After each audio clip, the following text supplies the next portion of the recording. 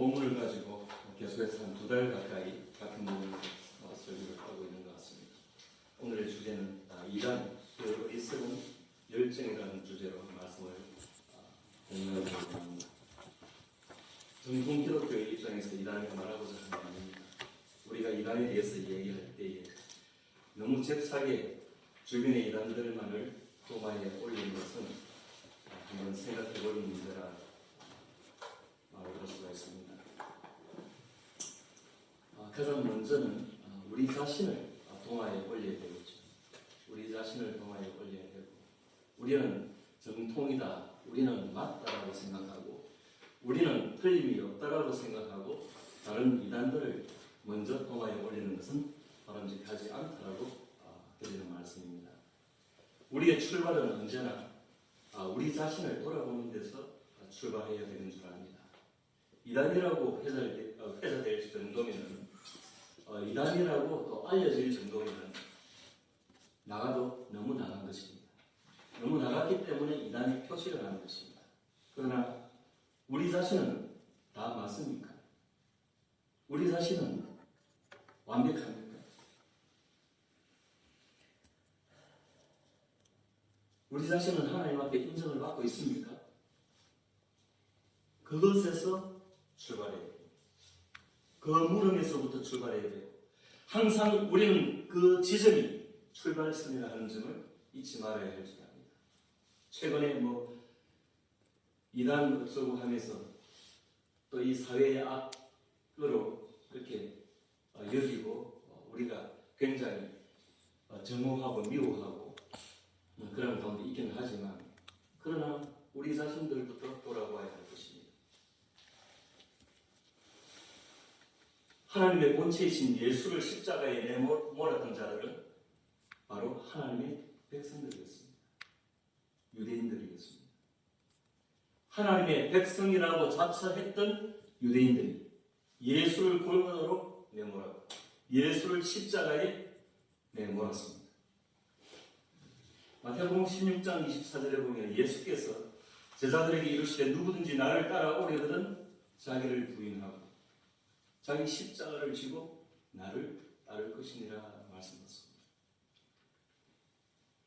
예수를 말하고 예수를 따라다니라 하리거든 자기를 부인하라는 말씀입니다.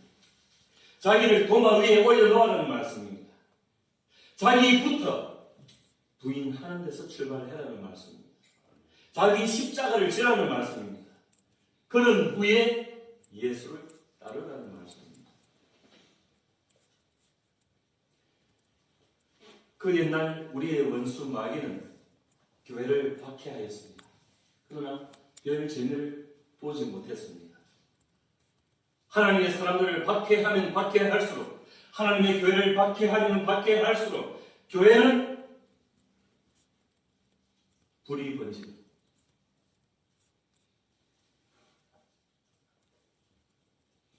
일어나고 살아나고 부흥하고 교회는 더 활활 타오르는 불의 기세로 잘 되는 것을 사단은 목도하였습니다. 그래서 머리 좋은 간교한 사단이 무슨 계략을, 무슨 전략을 써야 했을까요? 박해로 재미를 보지 못했던 사단은 하나님의 사람들의 의식을 바꾸기로 작정하였습니다. 인간의 생각을 교란시키기로 생각하였습니다.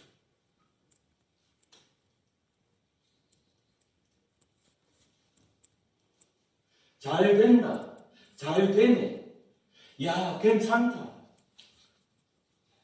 이만하면 됐지, 야 괜찮아, 아직은 든든해, 잘 되고 있어 라는 생각 속에 빠져서 점점점 하나님의 생명으로부터, 하나님의 진리로부터 멀어져 가는 자신을 발견하지 못하고 자기 자신을 도마에 올려놓기보다는 주변의 이단 사이비 종파를 먼저 도마에 올려놓기를 절거했던 그런 사람들의 집단, 그것이 바로 우리의 원수 마귀가 꿈꾸는 것입니다. 여러분, 국가를 위시해서 세상의 이익 집단이나 단체가 잘 되려면 어떻게 해야 하겠습니까? 상식적으로 나라가 잘 되려면 영토가 있어야 되고 국토가 있어야 되고 국민이 있어야 되고 주권이 있어야 되고. 요즘은 인구가 점점 줄다 보니까 나라의 국격이 떨어지는 그런 모습들을 우리가 보지 않습니까? 머리에, 귓가에 못이 못딱지가 안 될 정도로 알을 딸 구별 말고 둘만 낳아 잘 기르자. 저희 세대는 그냥 이렇게 쇠뇌를 당하듯이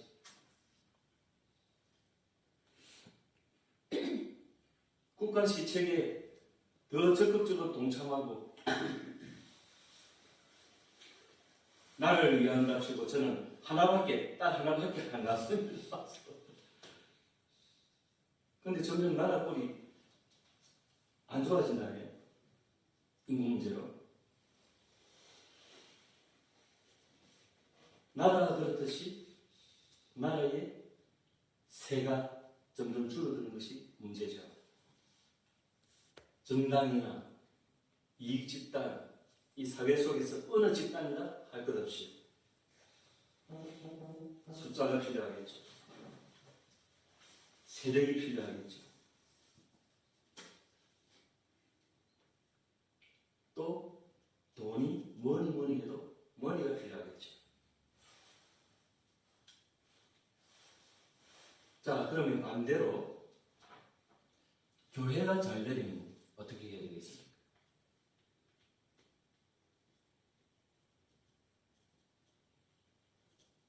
형님, 교회가 잘 되려면 어떻게 해야 되겠습니까? 목사님이 물러나셔야 되겠습니다. 저런 분들은 조금 아첨가합니다.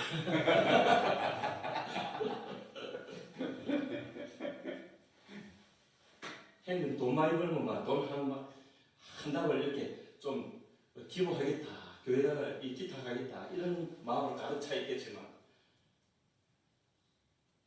그것도 도움이 될까요? 목사님 저 마음을 너무 헤아립니다. 형님 사업하는 목적이 그거 아닙니까? 아멘.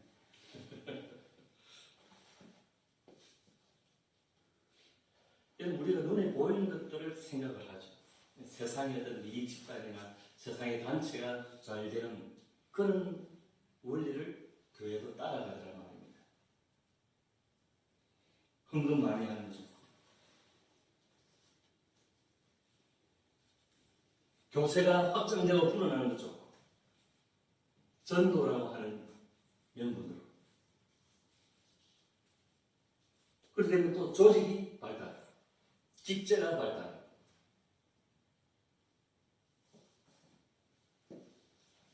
또 교회 연합, 에큐메니컬 운동. 교회 연합을 해야 힘이 생긴다. 무슨 총, 한기총, 무슨 총해 해가지고 새를 모아야 된다는 그 원리.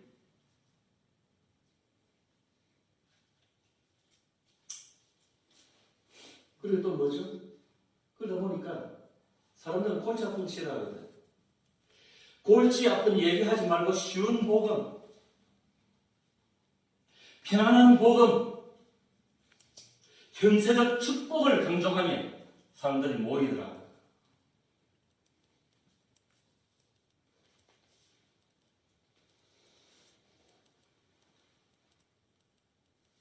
그렇게 교회가 잘 되려면 우리가 눈에 보이는 것들을 생각하는 것들이 그런 것들입니다.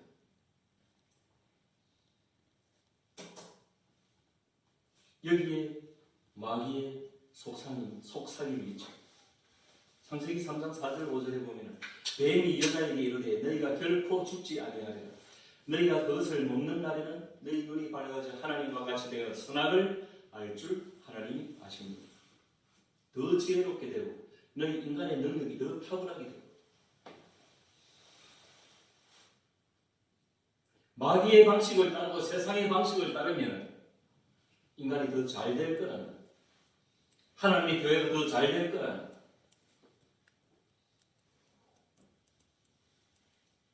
그래서 어느 순간 교회는 체제 보존적인 설교를 하게 되었습니다. 목사들은 헌금을 많이 해라 강조하기에 이를 듣고,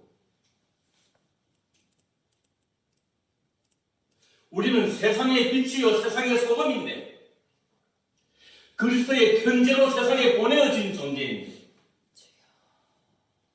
월화수목 주일 예배 이후에 월화수목 금토 매일매일 교회가 무슨 프로그램을 만들어가지고 교회 속에서 삶이 매몰되도록 장치를 했단 말입니다. 교회가 하나님의 사람들을 세상이 내보내야 함에도 불구하고 무슨 놈의 프로그램을 만들어가지고 월화수목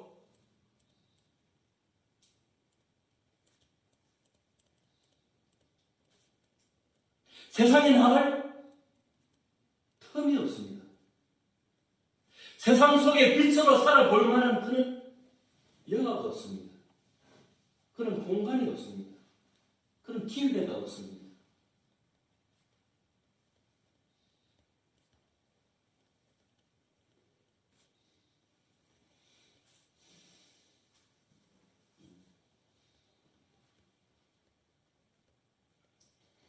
그럼 설교는 체제 비판적인 설교를 해요. 우리 자신을 도마에 올려놔요. 하나님, 우리 교회가 하나님 앞에 합당합니까? 하나님이 보시기에 기뻐하실 만합니까? 우리 자신을 부인해야 되는 거예요.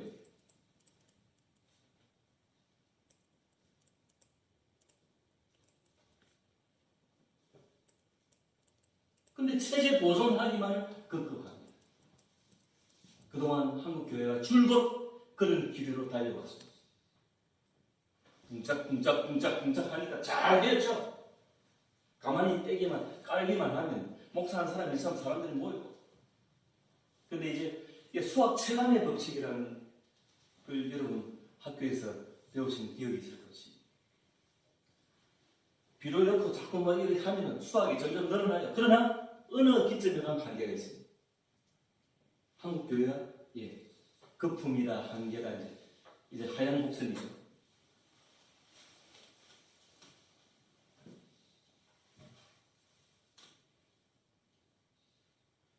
뭉짝뭉짝 잘 되고 막 이럴 때는 별로 몰랐는데, 그 본질을 몰랐는데 이제 뼈도 나는 거예요. 기껏 해봐야 수만 수십만 명 모아놓고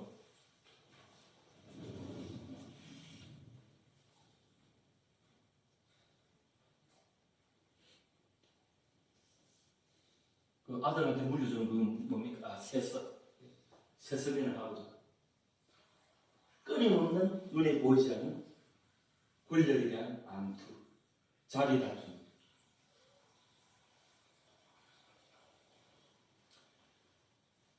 뼈를 나는 거예요. 지상에 오신 예수 시대의 백성들의 눈을 멀게 한 것은 무엇이었습니까? 예수 그리스도가 이 땅에 오셨는데 백성들이 어디에 눈이 달려 있었습니까? 백성들은 성전에 눈이 달려 있었습니다. 46년간 지은 예루살렘 성전을 중심으로 백성들은 똘똘 뭉쳐 있었고, 그 똘똘 뭉쳐진 속으로 썩어 부패한 그 집단이 예수를 십자가에 내놓았습니다. 예수가 누굽니까? 하나님의 동등 본체십니다. 하나님이 이 땅에 오셨는데 하나님을 배제하였습니다.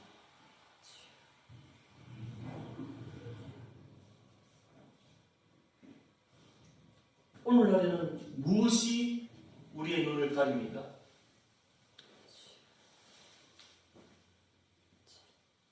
우리 교회죠. 수백억, 수천억을 투입하고 그 옛날 가톨릭에도 미치지 못하는, 여러분 저는 잘 해외 저도 유럽도 안 가봐서 잘 모르지만 요즘은 TV 드라마 이런 데 많이 나오지 않습니까? 무슨 성당 수백 년 동안 이렇게 지어온 그 화려한 우리 대한민국의 개신교 교회 건물이 아무리 화려하게 지었다 해도 그런 건물을 따라갈 수 있습니까? 이미 역사가 증명하고 있지 않습니까? 그런 화려한 중세는 암흑기였고 개혁이 필요합니다. 1916년에 종교개혁이 필요로 합니다. 그런 중세 천년의 시대였다는 사실을 우리는 역사가 증명하고 있다는 사실을 기억해야 할 것입니다. 직분에, 직제에, 종교에, 조직에, 세력에 눈이 멀어가지고 살아계신 하나님의 진리에서 점점 눈이 먼 거예요. 인간의 탐욕과 뒹굴어서 요한복음 2장 17절에 주의 선을 사모하는 열심히 나를 삼키리라. 이 말씀은 시편 69편 9절을 인용하는 말씀입니다. 주의 집을 위하는 열심히 나를 삼키고 주를 비방하는 비방이 내게 미치나이다. 주의 전을 사모하는 열심히 나를 삼킵니다. 예수를 살려야 되고 예수를 앞세워야 되는 사람들이 예수를 삼키고 있어요. 주의 전을 사모하는 그 열심 때문에, 그 열정 때문에. 도대체 그 열정은 무슨 열정입니까?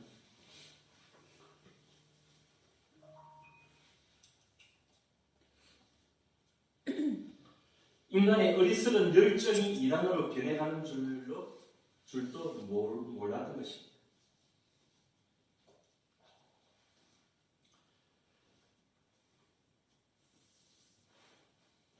우리가 늘 경지해야 될 어떤 하나의 그 생각의 틀이 있습니다. 우리가 이단 어쩌고 하지만 이런 류의 어떤 그 생각의 틀, 사고의 틀이라고 하는 것은 신화적인 관점입니다. 신화적인 사고입니다. 신화가 무엇입니까? 신이 살아있는 신입니까? 누가 만들었습니까? 신화에 나오는 신은 누가 만들었습니까? 인간이 만들었습니다. 사람이 만들었습니다. 사람이 만든 송아지입니다. 그리스 로마 신화, 제우스,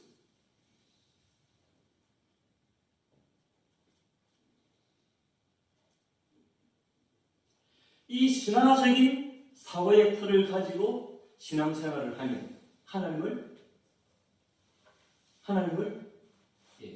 기복으로 섬깁니다.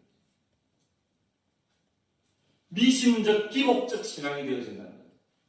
하나님은 세상 신들 중 하나에 전하지 않는다는 관점입니다. 물량주의로 갑니다.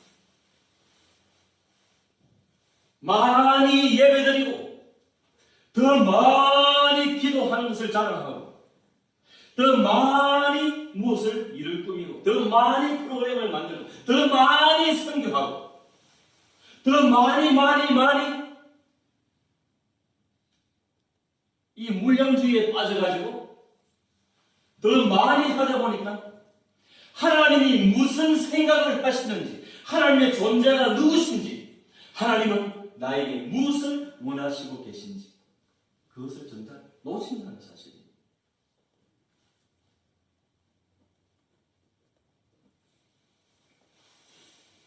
아무 생각이 없는 반복적인 열심으로 일관한다는 것입니다. 아무 의식 없이 그냥 반복적으로 예배하고 기도하고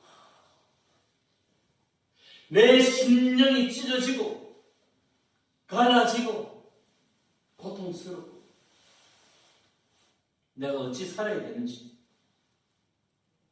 그런 과정은 배제하는 채 그냥 오늘 예배드렸다 때웠다 그게 신화적인 하나님을 하나의 신화 속의 신으로 섬기는 그런 사고의 틀입니다. 신화적인 사고입니다. 한 예가 성경에 한 몇 가지로 나타납니다. 가인의 예를 들 수 있습니다. 아벨과 가인 있지 않습니까? 창세기 4장에 나타납니다. 창세기 4장 5절에서 7절에 보면 가인과 그의 재물은 받지 아니하신지라 가인이 몹시 분하여 안색이 변하니 여호와께서 가인에게 이르시되 네가 분하여 함은 어찌 되느냐 안색이 변함은 어찌 되느냐 네가 선을 행하면 나 어찌 낯을 들지 못하겠느냐 선을 행하지 아니하면 죄가 문에 엎드려 있느냐 죄가 너를 원하나 너는 죄를 다스릴지니라. 죄가 인간을 집어삼키려고 문 앞에 엎드려 있다는 도둑처럼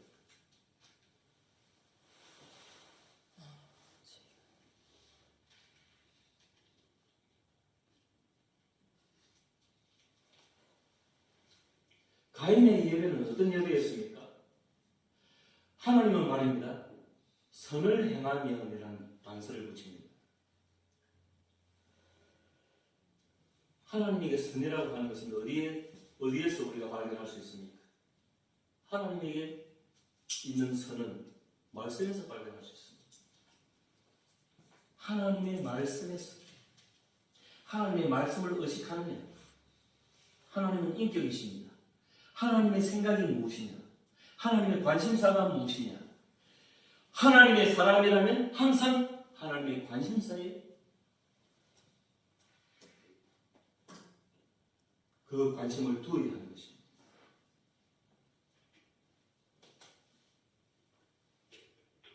가인은 하나님의 관심사에 관심을 두지 않고 그냥 예배하였습니다.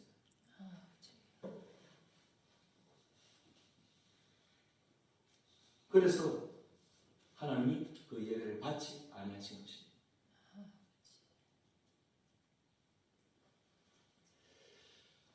또 역사서에 보면 그 사무엘상 쪽에 보면 말씀이 희귀한 시대가 있었죠. 영적 지도자였던 엘리 제사장, 대제사장 시대에 사무엘은 어렸습니다. 엘리로부터 그 집안, 그 아들들, 그 백성들이 총체적으로 영적 침체에 빠졌습니다. 이스라엘의 마인드가 전형적인 마인드가 바로 신화적인 사고였습니다. 그 한 예로 사무엘상 4장에 나타나는 하나의 사건이 있는데 3절 4절에 보면 백성이 진영으로 돌아오매 전쟁을 치렀습니다. 이스라엘은 에벤네셀에 진쳤고 블레셋은 아베에게 진쳤는데 4,000명가량의 병사가 죽어버렸습니다. 이스라엘이 대패했습니다. 그래서 이스라엘이 생각하는 바가 무엇이었습니까? 백성이 진영으로 돌아오매 이스라엘 장로들이 이르되 여호와께서 어찌하여 우리에게 오늘 블레셋 사람들 앞에 패하게 하셨는고 여호와의 언약궤를 법궤를 실로에서 우리에게로 가져다가 우리 중에 있게 하여 그것을 우리 원수들의 손에서 구원하게 하자 하니 이에 백성이 실로의 사람을 보내어 그룹 사이에 계신 만군의 여호와의 언약궤를 거기서 가져왔고 엘리의 두 아들 홈리와 비나하스는 하나님의 언약궤와 함께 거기에 있었더라. 지금 이 상황이 어떤 상황인 줄 아십니까? 이미 엘리와 그의 아들 홈리와 비나하스 그의 아들들은 하나님의 저주를 받은 상태입니다. 구원받을 길이 없노라고 하나님이 이미 선언하신 상태입니다. 그런데 지금 뭐하고 있습니까? 홈리와 비나하스가 언약궤 곁에 있었다고 하겠습니다.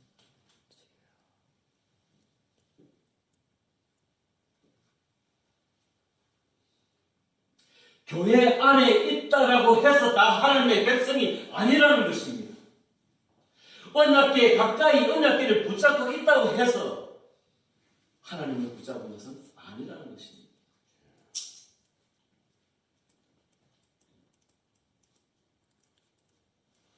이 사람들의 마인드가 무엇입니까? 하나님의 법궤를 가지고 오면 전쟁에 이길 수 있을 것이다라는 마인드.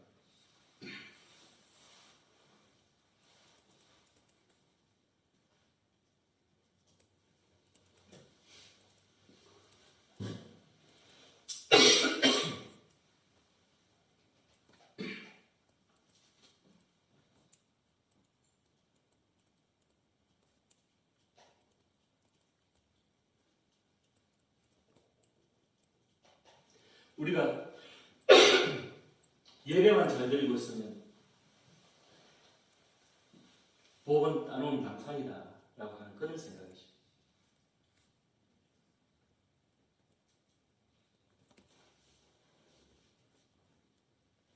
예배 드리는 형태만 갖추면 내 사업이 성공하고 내가 원하고 바라는 것들이 이루어지고 내 소원이 이루어지고 그런 사고가 바로 진화적인 사고입니다. 그 옛날에 우리 어머니들이 정한수 넣어놓고 칠성님께 천지신명기 비는 비나이다 비나이다 하는 바로 그 행위가 신화적인 사고입니다. 우리가 하나님을 믿어도 그렇게 믿는다는 것입니다. 특별히 우리 한국 교회 교인들이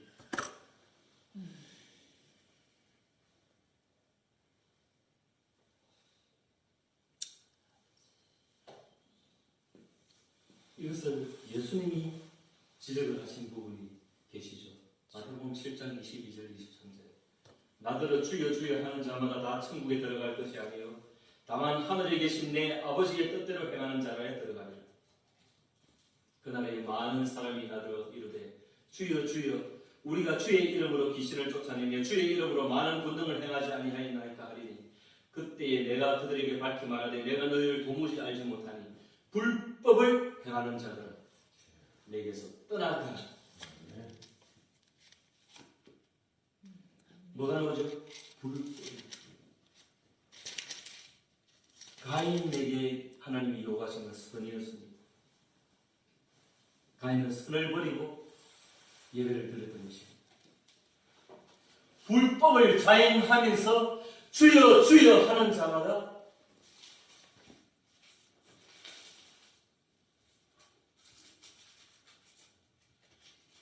다 하나님 아버지께로 가는 것이 아니라는 것입니다.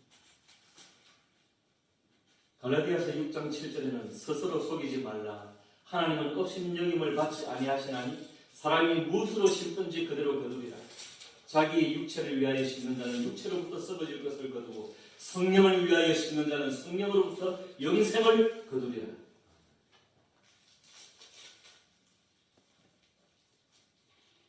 이전 성경에는 하나님은 만홀히 여김을 받지 아니하시나니 업신 여김을 받지 업수의 여김을 받지 아니하시나니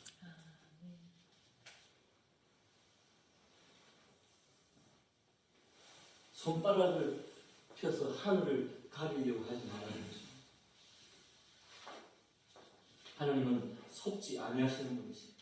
하나님은 인격으로 계시는 분이십니다. 아멘. 만물을 통찰하시는 분이십니다.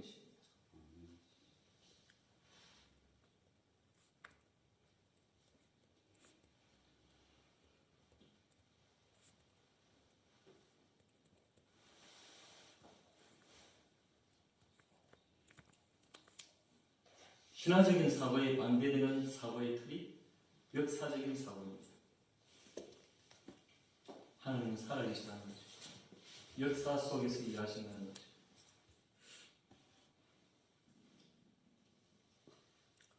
얼렁뚱땅 주여 주여 주여 한다고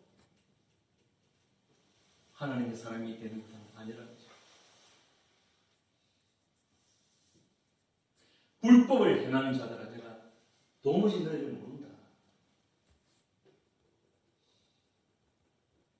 이 말씀을 늘 의식하고 살아간다면 역사적인 사고를 한다고 볼 수가 있습니다. 하나님은 살아계시고 인격이시고 말씀의 하나님이시고 창조주 하나님이시고 강교한 원수 마귀는 말씀을 정리합니다. 강교한 원수 마귀는 오늘도 백성들의 우민화를 봅니다. 우민화. 어리석게 만든다는 거죠. 어리석은 백성들이 되게 한다는 것이.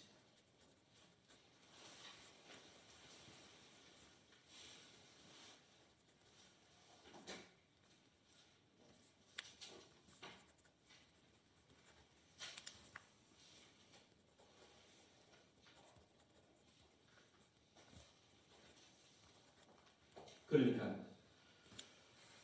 우리 하나님의 사랑으로 바로 서기 위해서는 어떻게 해야 될까요?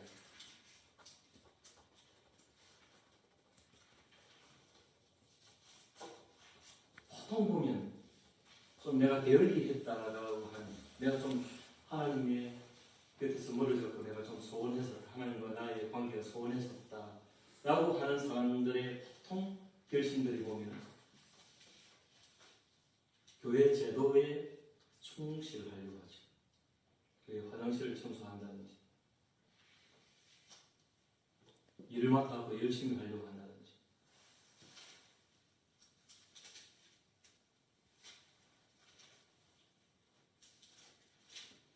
성경 말씀은 선하게 살 것을 권면하고 사람이 되라는 것이.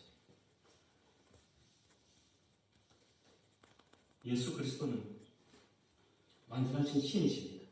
믿으십니까? 반면에 완전하신 사람이기도 하십니다. 우리가 그리스도를 본받는다는 것은 사람이 되는 것입니다. 교회에서 협잡하지 마십시오. 뒤통수 치는 그런 짓을 하지 마십시오. 나의 어떤 영역을 확보하기 위해서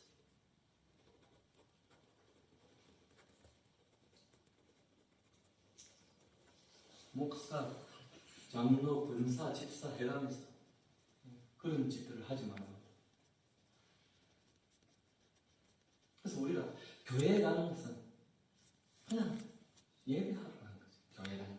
그리고 하나님이 하나의 영역으로 묶어준 하나의 어떤 그 영역 속에 교회는 사람과 사람의 연결이거든요.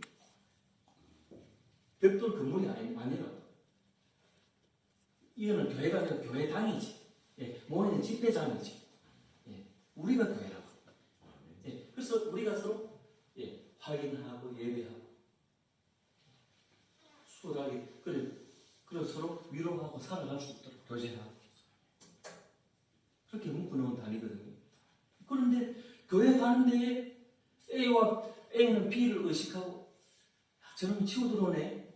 자꾸 이런 생각하고 뒤통수 칠 생각, 그런 것들만 생각하면 그게 무슨 교회입니까? 그 왜 모입니까?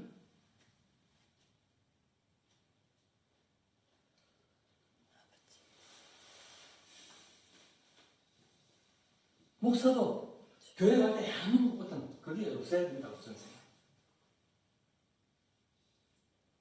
교회에 가서 얻을 수 있는 어떤 육신적인 어떤 유익이 없어야 돼요.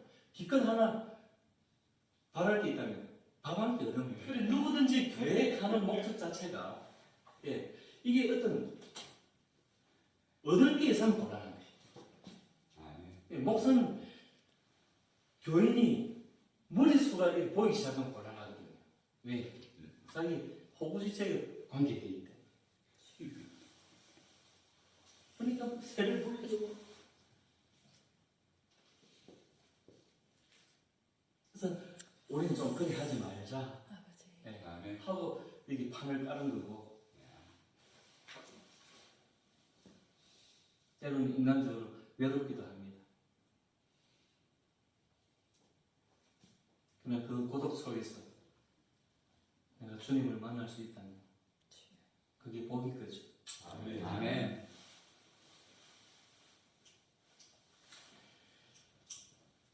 오늘 본문의 말씀은 그렇습니다. 항상 우리가 의식해야 되는 것은 마귀가 우리를 넘어뜨리려 한다는 사실.